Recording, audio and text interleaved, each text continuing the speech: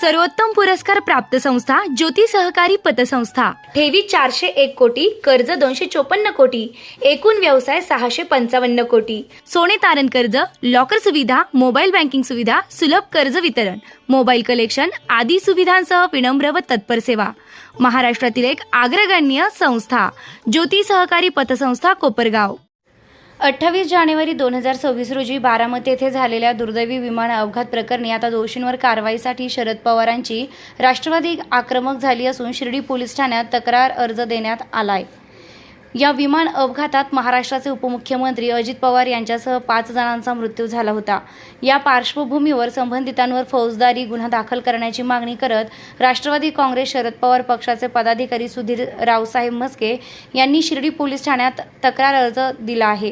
राष्ट्रवादी काँग्रेस पक्षाचे जिल्हाध्यक्ष संदीप वरपे यांच्या नेतृत्वात सदरचा अर्ज शिर्डी उपविभागीय पोलीस अधिकारी अमोल भारती यांच्याकडे सुपूर्द करण्यात आलाय। महाराष्ट्र राज्याचे लोकप्रिय दिवंगत नेते, आमच्या सगळ्यांचे नेते आदरणीय अजितदादांचं 28 जानेवारीला त्या ठिकाणी निधन झालं आणि तो विमान अपघात आहे याच्यावर महाराष्ट्रातल्या कोणत्याही नागरिकाचा त्या ठिकाणी विश्वास नाही। सगळ्यांना त्याच्यामध्ये घातपाताचा संशय येतो। आम्ही तिथं घटनास्थळी बारामतीला जेव्हा अजितदादांच्या अंत्यविधीला गेलो तेव्हा त्या ठिकाणी जाऊन आलो आणि जी CCTVद्वारे जी स्थानिक चित्रणं आम्ही बघितली त्याच्यात ते विमान एकदम तिरकं होऊन अचानक खाली गेलं आणि त्यानंतर आमच्या पक्षाचे राष्ट्रवादी काँग्रेस पक्षाचे आमदार आदरणीय रोहितदादा यांनी या घटनेचा सखोल त्या ठिकाणी तपास केला, अभ्यास केला। त्यांच्या आतापर्यंत 3-4 पत्रकार परिषदा झाल्या, दिल्लीत झाल्या, मुंबईत झाल्या आणि त्यांनी त्याच्यामध्ये त्या VSR व्हेंचर प्रायव्हेट लिमिटेडवर आणि DGCAवर काही गंभीर असे आरोप त्या ठिकाणी केले आणि त्याच्यातले अनेक त्रुटी त्या समोर आल्या। असं असतानाही की त्याच्याबाबत कुठलाही गुन्हा या राज्यामध्ये दाखल झाला नाही। मग आम्ही त्या VSRचे जे कोणी लोक असतील त्यांच्यावर गुन्हा दाखल करण्याच्या मागणीकरता इथं शिर्डीला आपले उपविभागीय अधिकारी भारती साहेबांकडे आलो आणि आमचे इथले तालुकाध्यक्ष सुधीर म्हस्के असतील, शहराध्यक्ष महेंद्र शेळके असतील, या भागातले शशिकांतजी लोळगे, आमचे कोपरगावचे तालुकाध्यक्ष बापू रांधवणे, ॲडव्होकेट रमेश गावणे, सर्वच मंडळी असतील, आम्ही सगळे इथं आलो आणि इथले तालुकाध्यक्ष सुधीर म्हस्के यांच्या नावाने आम्ही इथं FIR त्या ठिकाणी घेतली। त्यामुळे आम्ही बघतो आणि त्यानंतर उचित कारवाई करू आणि त्याची पोच आम्ही घेतली। DYSPना आम्ही या ठिकाणी भारती साहेबांना निवेदन दिलं आणि या घटनेची सखोल चौकशी व्हावी अशी मागणी आम्ही या निवेदनाद्वारे केली। खऱ्या अर्थाने आपण जर बघितलं तर रोहित पवार एक पक्षाचे आमदार आहे आणि आमदार अनेक वेळा त्यांनी मागणी केलेली आहे, तरी सुद्धा महायुतीचं सरकार आहे यामध्ये काही विशेष लक्ष घालताना दिसत नाहीये।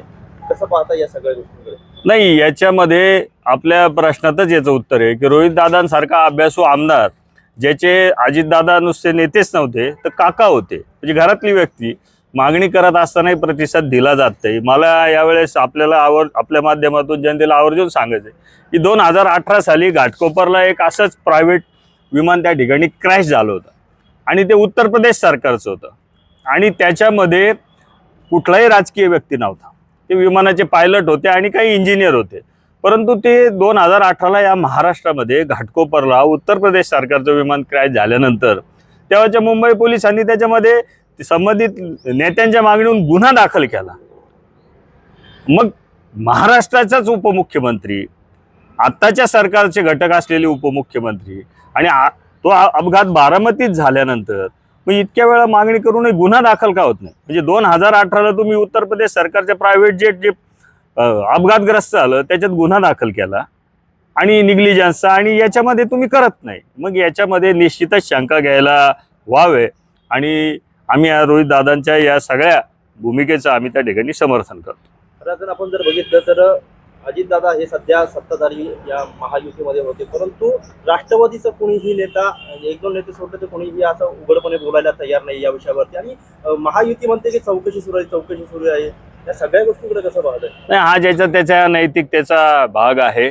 वास्तविक आम्ही पवार साहेबांचं नेतृत्व मांडणारी इथं असलेले सगळे कार्यकर्ते, आम्ही कुठल्याही सत्ताधारी पक्षाचे त्या ठिकाणी भागीदार नाही, परंतु जे लोक सातत्याने अजितदादांच्या नेतृत्वाखाली सत्तेत होते, ज्यांनी त्या सत्तेच्या माध्यमातून विकास कामाच्या माध्यमातून असेल, नाही तर इतरही कशाच्या माध्यमातून असेल, पदांच्या माध्यमातून असेल, अजितदादांच्या माध्यमातून ज्यांनी लाभ मिळवला त्या लोकांनी खरं तर याच्यामध्ये प्रकर्षाने दबाव गट तयार करून हा गुन्हा दाखलच करून घ्यायला पाहिजे होता.